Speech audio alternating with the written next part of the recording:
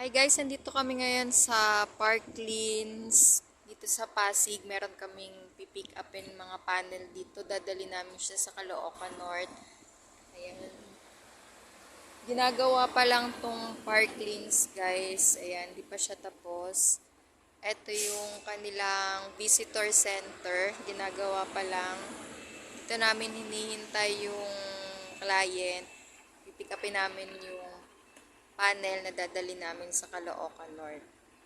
Sabi nung client guys, kinukuha pa lang yung item. Lalabas na rin daw siya dyan. Kaya naghihintay kami ngayon dito sa labas guys.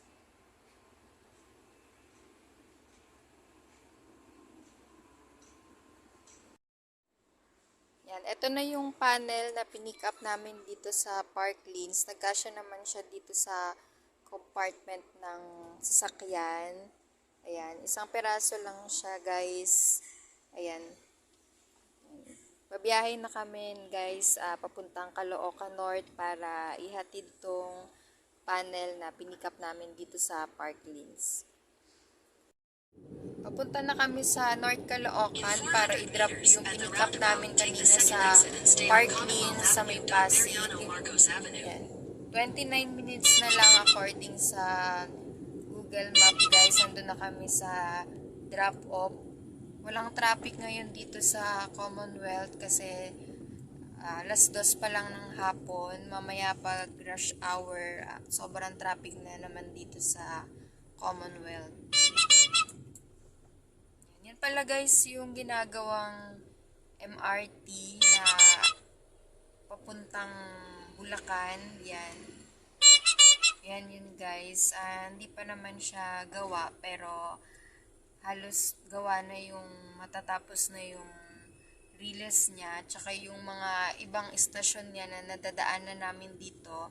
Halos matatapos na rin siya guys. Ayun sa unahan yung isang istasyon ng ginagawang MRT. Ayan. Halos tapos na rin yung ginagawang MRT pero matagal-tagal pa bago mag-operate yung MRT. Malaking tulong to sa mga nagko-commute kasi less traffic, mga galing Bulacan papuntang Manila. Continue on Route 170 for 2 kilometers. Ay guys, sa-drop na namin yung pinick up naming panel kanina sa Pasig. Na-drop na namin sa Caloocan North. Pagdating namin doon, may nakuha naman kaming booking papunta dito sa Giginto, Bulacan. Yan guys. Ano lang yung pinick up namin guys dun sa may Greater Lagro naman. Isang paper bag lang siya. Ang sabi laman daw hair dryer lang. Ayan, nasa NLEX na kami guys, 22 minutes na lang. Balagtas, exit kami, tapos malapit na lang doon pag exit yung pagdadrapa namin ng item. So, nandito kami guys sa NLEX North. Kakapasok lang namin. Ayan. Malapit lang kasi exit rin naman kami ng Balagtas exit. Pa-exit na kami dito sa Balagtas exit. Mula dito guys, 5 minutes away na lang yung bahay nung pagdadrapa namin. Kaya malapit lang siya dito sa Balagtas exit. So after nitong booking na to guys, mag-NLEX ulit kami ng asawa ko. Uwi na rin kami ng Baguio kasi bukas may pasok naman sa opisina yung asawa ko. Kaya pagka-drop nito guys, dediretso na rin kami pauwing Baguio.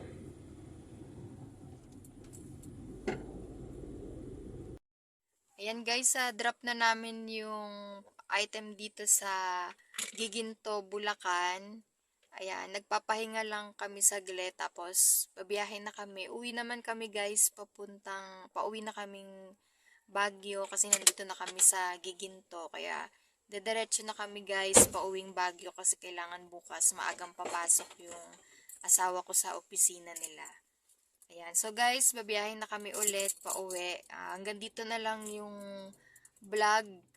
Salamat sa mga nag-subscribe at sa mga hindi pa nag-subscribe, please subscribe na rin po kayo. Marami po kaming isi-share na mga videos. Please guys, don't forget to like, share, and subscribe to our YouTube channel. And follow us on Facebook, Team Vlogmas. God bless and ingat po tayong lahat.